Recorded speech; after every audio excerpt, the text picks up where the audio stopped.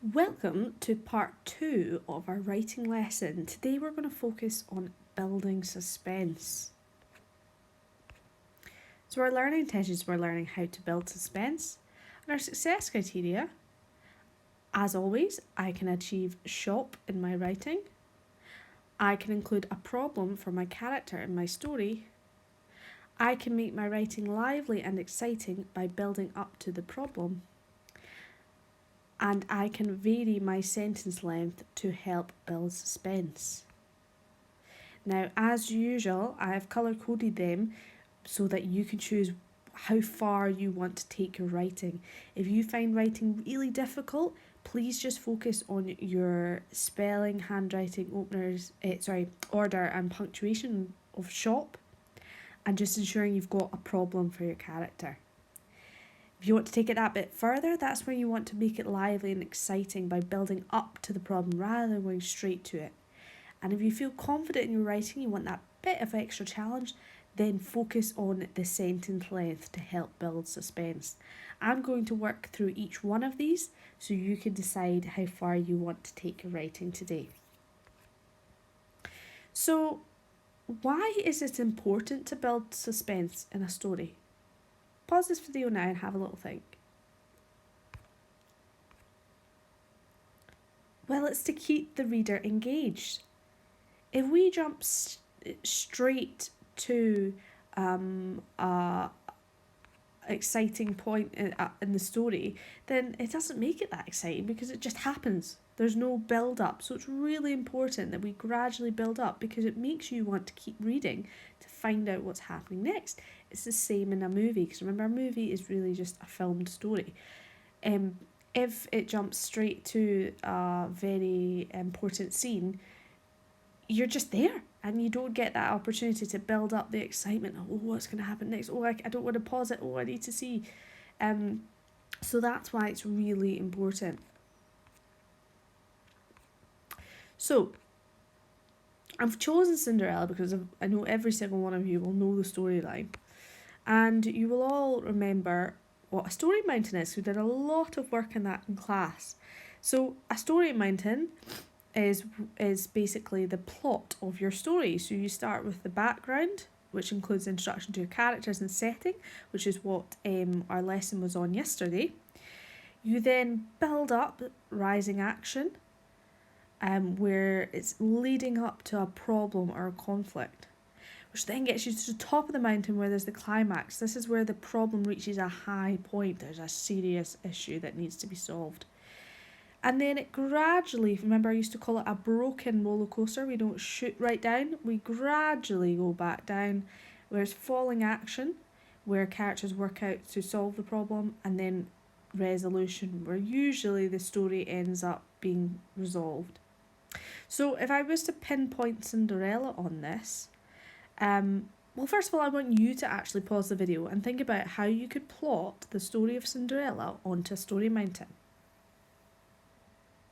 So, we're introduced to Cinderella. We know that she is a really nice, caring girl, and we know that she has a nasty stepmother and some nasty stepsisters who basically treat her like a slave and get her to do everything, cleaning and tidying up after them, and Cinderella really doesn't want to do that, and she always looks after the animals and she's got friends friendly with the animals.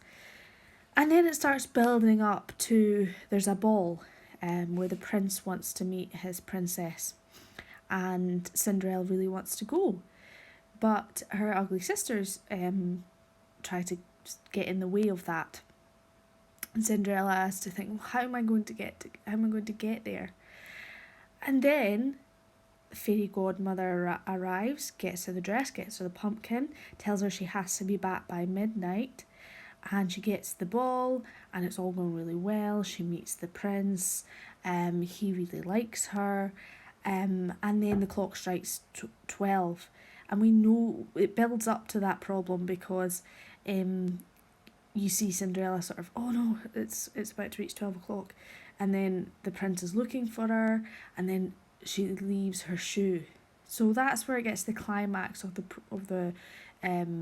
where the story reaches the highest point. And then as it's falling down, where they try to solve the problem, the prince is going around the house, he's seeing whose foot fits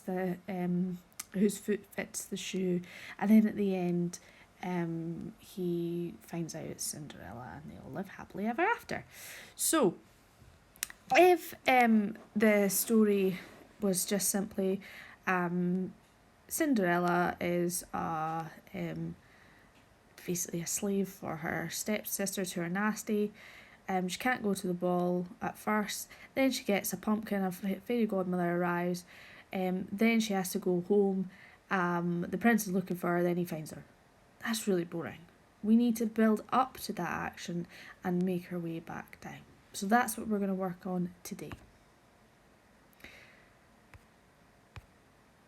So by the end of this lesson, you will have written, we've already written the background, you'll have written then the rising action and then the climax.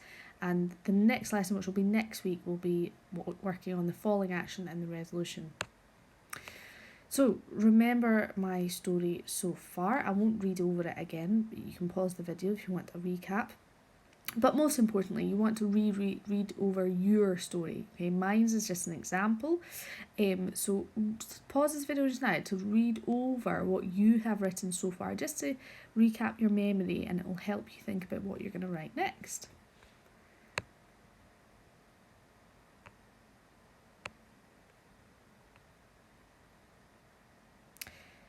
So, just to recap, remember, we always look to achieve shop in our writing, so thinking about your spelling strategies when you go to write some words that you might find tricky, or you're not sure which phoneme to use.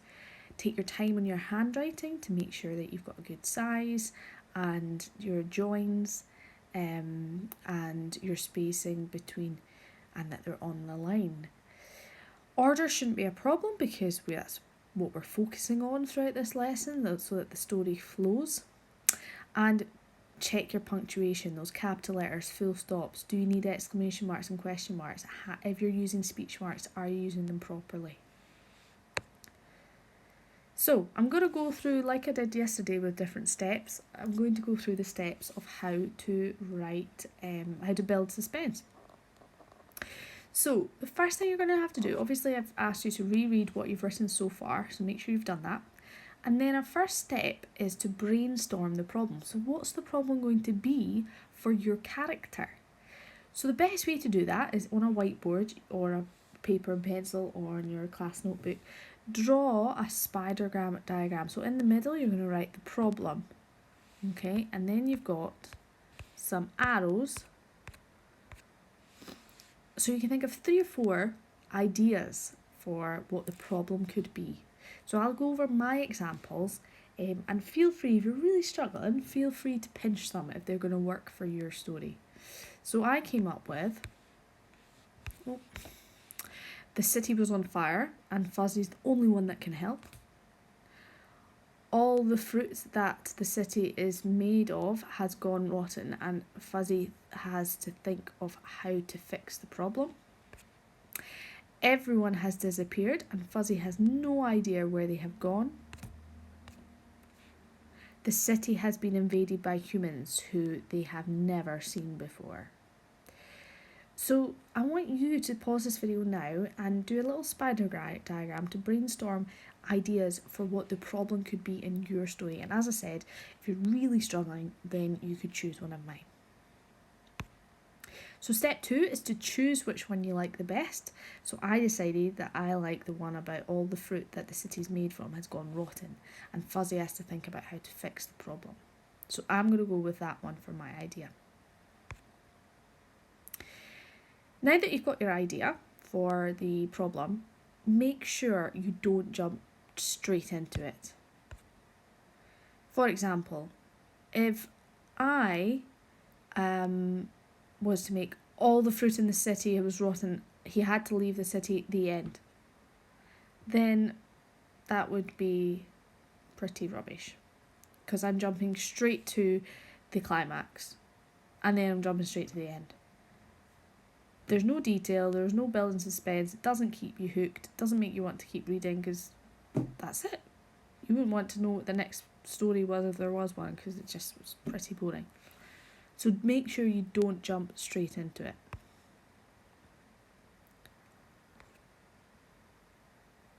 Step 3 is to help you with that. Visualize it as steps up to the problem, like with the story mountain. So build up to it using it steps to the problem. So I'm going to go over mine's, and then you can do yours. So sorry, I just realised I've called him Fuzzy when it's Fuzzle, but it can be his nickname. Fuzzy sees a hungry Buzz, one of the city's cats that live in the wild, sitting next to a dead tree. Fuzzy asks the cat what happened. The cat says it hasn't eaten in days as every apple tree it has passed has been rotten. Fuzzy gives the cat one from his pouch, then takes the cat with him on a cycle to the biggest of the fruit areas of the city. He believes they will have lunch in no time.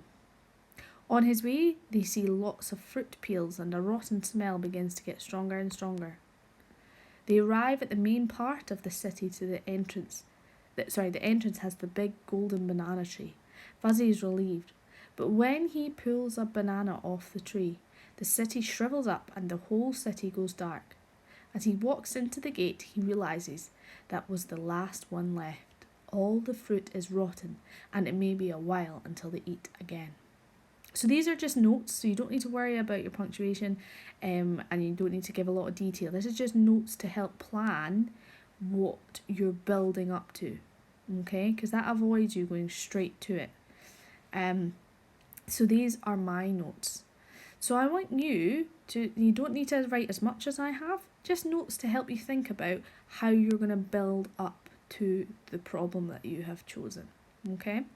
So do that just now, and feel free, if you're really struggling, feel free to steal some of my ideas.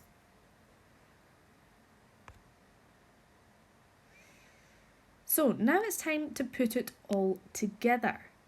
Now, if you don't want to take the chili challenge, which I'm going to go over in a moment, you're basically putting these steps together, okay, with your punctuation and with a little bit more detail.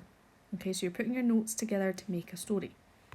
Now I'm going to show you how to do that using varying sentence length, okay? So to introduce you to what I mean by that, I'm going to show you 2 bits of writing, okay? He ran as fast as possible, loud noises crashing, his heart beating. The distance was far. Then all of a sudden, crash. The sun tickled her cheeks as she lay by the water reading a book. The soft breeze stroked her hair and kept her cool. It was the day she needed after what had happened the day before. Now, these have got nothing to do with our puzzle story, but I want you to study these 2 pieces of writing. What do you notice? What's the difference between the red and orange one and the blue one? What difference do you find with those 2 pieces of writing? Well, it's sentence length. So the orange and red sentences, they're short sentences, whereas the blue sentences are longer sentences. Now the only reason I've made them different colours is so that you can see the length of the sentences. So short sentences create an effect where it puts sort of a fast, intense or urgent effect into the sentences, whereas when the sentences are longer, it gives it a more of a slow, calm and thoughtful emphasis. So obviously if you're building up to a climax, there may be a sense of urgency and intense action. So we're going to use the shorter sentences to do that. But sometimes in your story, you might have moments of hopefulness, where you might have a little bit of longer sentences. So step 5. Now, as I said, I'm showing you this using the chili challenge, but you could just simply put your sentences together from your plan to make your writing, okay? So I'm going to show you how I put my notes together. So I put the notes as my first step. Fuzzy sees a hungry Buzz, one of the city's cats that live in the wild, sitting next to a dead tree. Miss Taylor has left a capital out of Buzz, because I made up that name forgetting it's a name. So Buzz should have a capital letter. That was bad of me. So I have now extended that note into my story. And the effect I've used is to use short sentences to create a sense of urgency and concern. So I'm going to read it to you. Sitting on the side of the road, he looked tired, exhausted. His tail was limp. It was Buzz.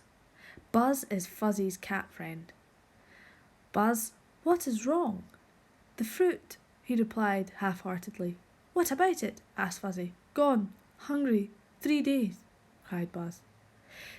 So I have basically extended my notes, which is what you can do, but if you want to take the challenge, think about how you can put it into short, snappy sentences to create that effect like I've done.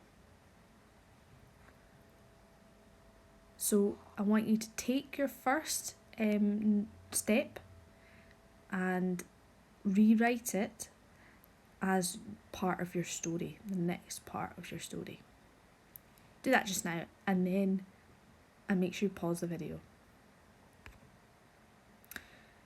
My next part, I had Fuzzy gives the cat one from his pouch, then takes the cat with him on cycle to the biggest of the fruit areas of the city. He believes they will have lunch in no time. So I've padded that out a little bit, and I've put longer sentences this time because it's almost like he's a bit more hopeful that they're going to be fine. So it's a bit more relaxed.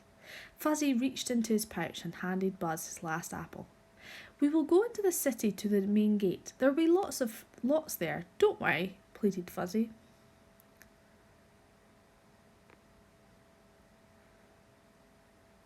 On his way, they see lots of fruit peels and the rotten smell begins to get stronger and stronger. So I've padded that out with a mixture of sentence lengths. Very quickly, Fuzzy started to feel less and less hopeful as the sights he saw on his travels filled him with dread. Buzz was right. Rotten fruit everywhere. The smell, the stench, truly awful. So I want you to write your next step either with a mix of sentence length, or don't take the chilly challenge if you find it too hard. Simply just rewrite it with proper punctuation, and you can maybe add a little bit more detail if you feel necessary. And now for your last step. So this will be the end of your climax. So my notes were, they arrive at the main part of the city, they enter this big golden banana tree. Fuzzy is relieved, but when he pulls a banana off the tree shrivels up and the whole city goes dark. As he walks into the gate, he realises that was the last one left. All the fruit is rotten and it may be a while until they've eaten again. So I've padded that out into my story and used a variety of sentence length. After a 4-hour grueling cycle, they arrived. What was he thinking? There it was at the gate, the biggest, beautiful, blooming banana tree. Fuzzy reached for the best-looking banana and yanked it off the tree. Just as he peeled it to take a bite, the darkness fell over him like a blanket. The tree shriveled. It turned grey, looked dead and gone. Fuzzy turned the handle to the gate. They were all the same, rotten, finished, starved. As were they. So, you should now have your story so far. Your piece of writing from yesterday, which was your introduction to the character and settings, and now you have your steps up to the climax, and including the climax. So this is what mine's looks like. So first that was the part that I rewrote yesterday, and then this is my building up to the climax. Okay, so you should now have yours and it might not be as much detail, and certainly you don't have to take the chili challenge with the sentence lengths. It just creates that effect, and it's a good challenge to take if you feel like it. But as I said, I'm just going to quickly go back to the success criteria. Your piece of writing should have considered shop, and it should include a problem for your character. Now, as I said, if that's all you want to focus on today, that's fine. Okay, so read over your story. Does it have that? You want to take it a little bit further? Are you building up to the problem rather than going straight to it? And if you want to challenge yourself, do you have a variety of sentence length to help you build the suspense? So I'm really looking forward to reading your stories so far, to seeing how you progress from yesterday's to today's. I've got a little quote here. Ever read someone's story and think, that is exactly what I needed to hear today? Your story will do that for someone else. So this made me think, it might be quite a nice idea whereby if you post your story onto Class Notebook and let me know if you would like to share your story with a classmate and receive one in return. Then next week you can write the ending to their story and they could write the ending to your story, and you could swap back to see what you wrote for each other. So just let me know if you want to do that. Just put a little note next to your story if you want to do that, because I know some of you might not want to share your writing. That's absolutely fine. It's totally up to you. But if you do want to opt into that, then I'll match you up with somebody else who also wants to do it, and you can swap stories. And then next week, when I do the lesson on how to write the ending of a story, you can finish each other's stories.